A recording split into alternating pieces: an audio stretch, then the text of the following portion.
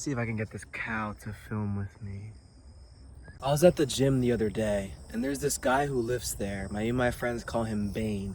He's a big guy, really big. I've talked to him before. He told me he takes steroids, but a really tough guy. He's tall, has a beard, very intimidating dude. And I was eavesdropping on his conversation with the worker, and he was telling me that there was an issue at the gym the other day. That one of these guys wanted to use 3 machines at once, and Bane wasn't gonna have it. He was like, no, you can't do that. Unless you're training for like a bodybuilding competition where you really need to lock in, you can't use those 3 machines all for yourself because that's selfish. This was the part of the conversation that inspired this video. When he said that you can't use those 3 machines at once because it's selfish. I wanted to think about my own life, and I want you to think about your own life. And I think that we can both agree that everyone in this modern day is very self-focused. That's what's popular today, and that's what's trendy today. Working on yourself, building yourself up, having a passion that you love, and then fucking off from everything else to work on that passion. But I want to propose a different question. How much of our brains should we use to actually think about other people?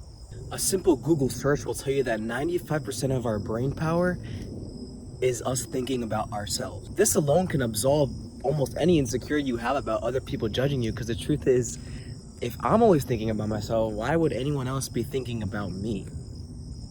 But even in that 5%, what is our brains thinking about? I mean, I feel like our brains are always thinking about our story, our dramas, our next workout, that person who wronged us, what we want to do with our future. It's all about us, 95+% of the time. Me and my friend were talking the other day about a kind of utopia that we envisioned, where instead of us working for ourselves to build a house for ourselves, what if I built a house for you? To keep you safe, to keep you warm. But on the other hand, what if you built a house for me, to keep me safe and keep me warm? And instead of me cooking a meal for myself, I cooked a meal for him to make sure that he was well fed. But in his mind, he's trying to cook a meal for me to make sure that I'm well fed. Now, this is utopia, but you can use that same principle, that same utopia, and just translate it a little bit. What if instead of thinking about myself all the time, which we all naturally do, we actually choose to think about other people? What if when we notice that we've been in our own drama, in our own head about us for so long, we're like, shit, I need to call my friend now because I've been thinking about myself for so long and I truly care about my friend. I just haven't remembered it. I want to see how he's doing.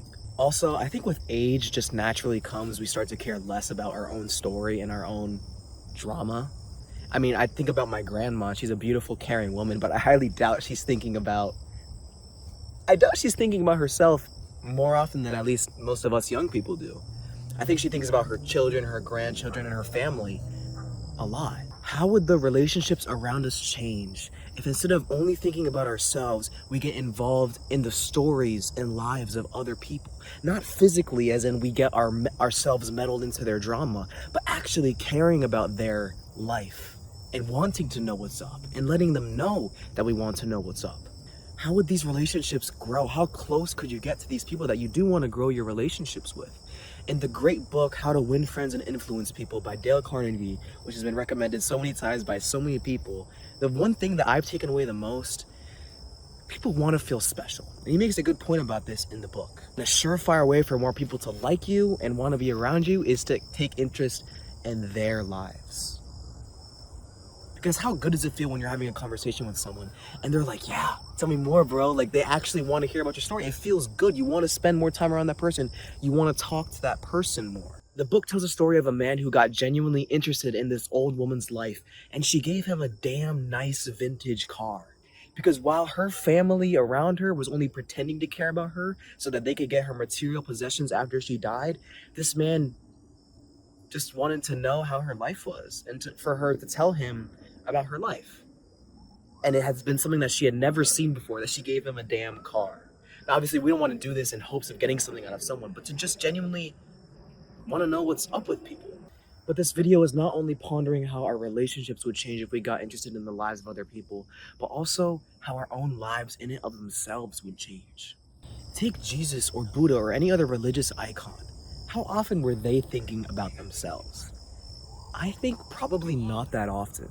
I believe that those who live the most fruitful life, and for us to live our most fruitful life, we need to detach from that story and drama in our own head and care more about the well-being of others than being concerned for our own well-being. What I mean by that is to not let others walk all over us and do whatever they want to us, but to just we have 95% interest in our own story.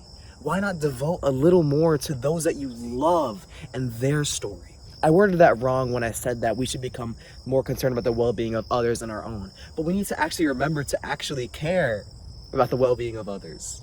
It's a conscious thing you have to do. Some of us it comes naturally, but it's always good to consciously choose to care about others more. Last night I was trying to fall asleep and I was just tired, not only physically, but just mentally. Over the last 3 months, the drama in my life, the story my mind has been creating has been very chaotic. People have wronged me. I've wronged people. I've had good relationships turn bad. I've had bad relationships turn good. There's just been a lot of chaos in my own story recently. And at this point in trying to fall asleep, it was happening. I was just like, I'm so done. And I just let the kind of like a weight fall off my back. And I decided I'm going to be present right now. And instead of getting lost in that story that was replaying in my head, I just focused on the present moment. And where was I in that present moment?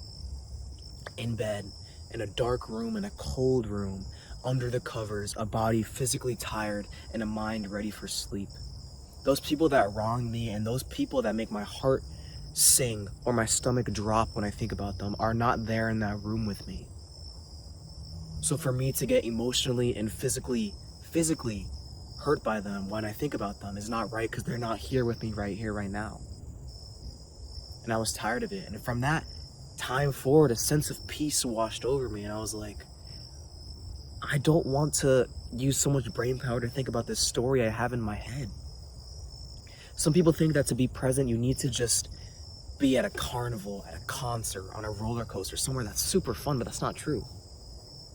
Every moment is the present moment, and there is peace in every present moment.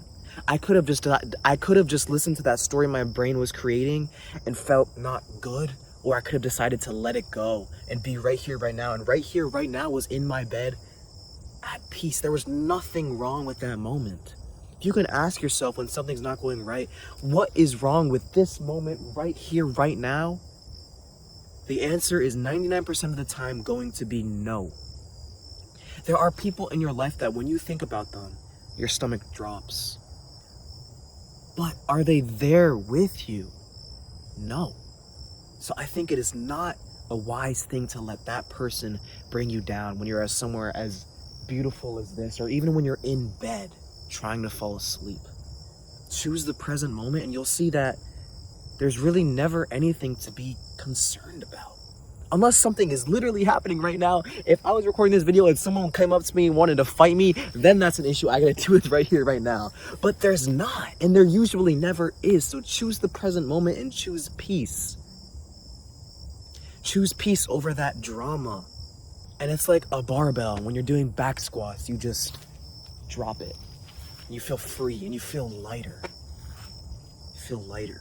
It's not as cool to do this. The narrative today is to just grind on yourself, build yourself up, build up your own business, build up your own networks.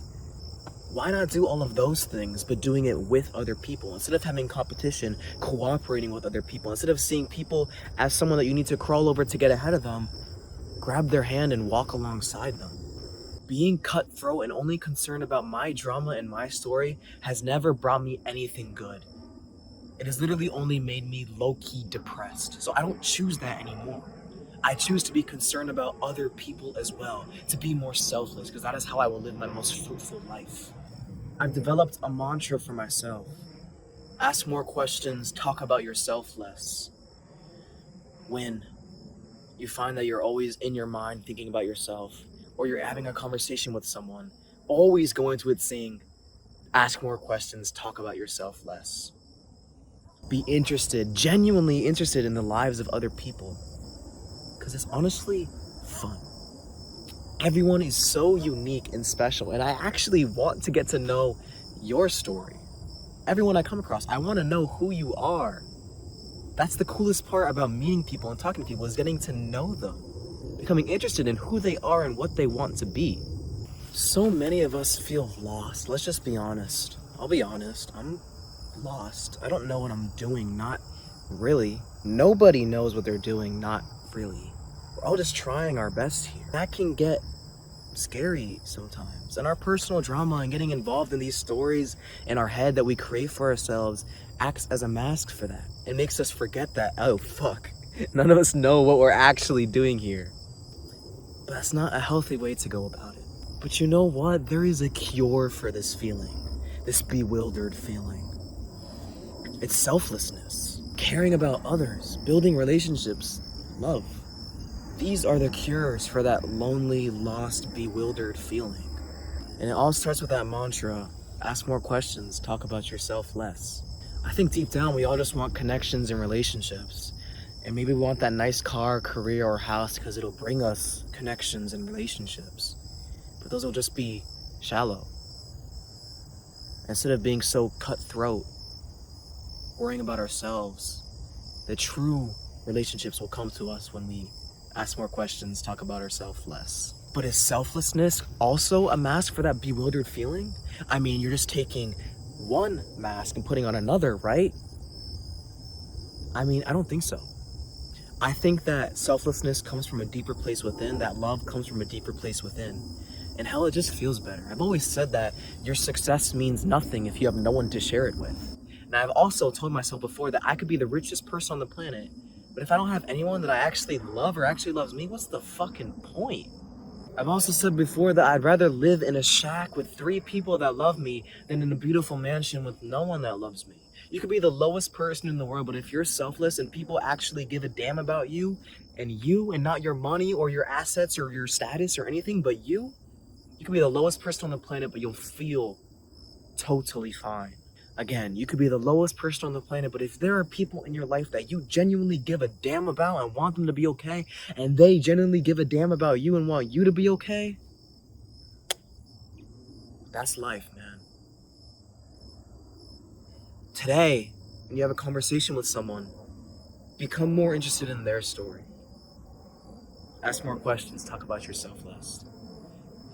Join the channel memberships if you want to get closer to me, want to ask more questions about me, talk about yourself less. Coaching call links are also in the description. Have a beautiful rest of your day. This thing's a beast. Hey, mama. Oh, you're the bull. Oh, that's a bull. It's not even a cow.